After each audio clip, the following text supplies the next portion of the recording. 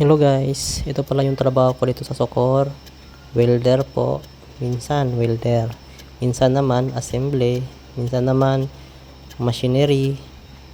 Ayun po, all around po yung trabaho po namin dito at hindi po basta-basta po yung ginagawa po namin. Kalusugan po ang puhunan po namin dito.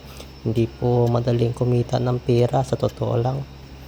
Kaya ito po, naglakas loob po ako mag-piping para po matuto kung ano po ang trabaho rito. So talagang mahirap po sa umpisa, hanggang sa dulo mahirap pa rin, kaya kinakailangan pag-igihan. Ayan pong resulta, pero pwede na. Kinakailangan pang mag-practice. Wala pa ako sa kalingkingan sa mismong marunong mag-welding talaga, at lalo na mismo sa nagturo sa amin kung paano po yung proseso. So sobrang hirap, kaya bago kami mag-welding, pinag-aaralan muna namin.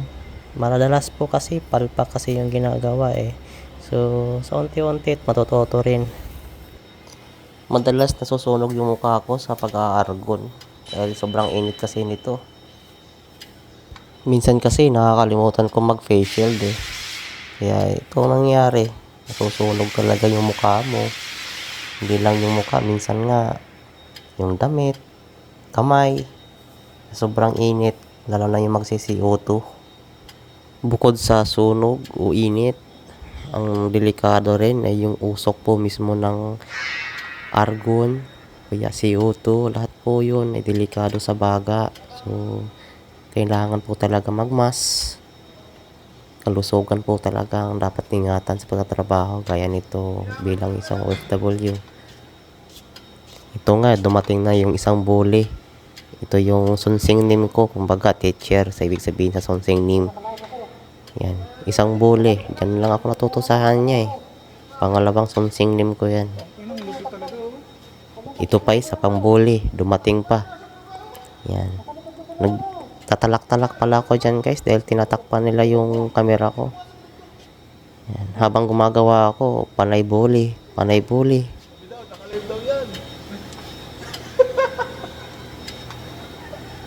nakalaan, nakabigyo lang kung ano ang itsura to. Ang pogi pa rin ba? Yabang galing na braso na lang gumagalaw Ilang yabang! Galing? Ano sa marami?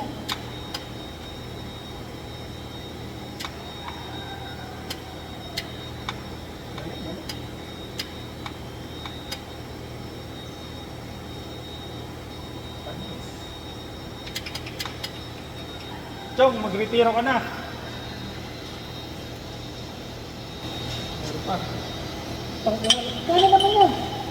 Dahil mayabang ka, gawin mo yan. Ito naman na niyayabangan guys. Tingnan mo nga naman yan kung kano'n ka-bully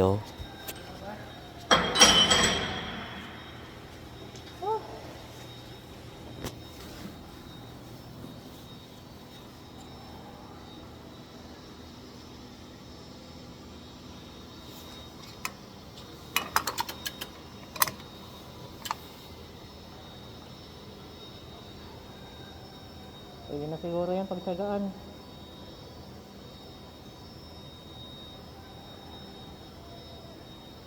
Pwede na ba yan guys? Dito lang po nagtatapos ang video ko na walang kakwenta-kwenta. Maraming salamat sa pagsubaybay. Maraming salamat. God bless.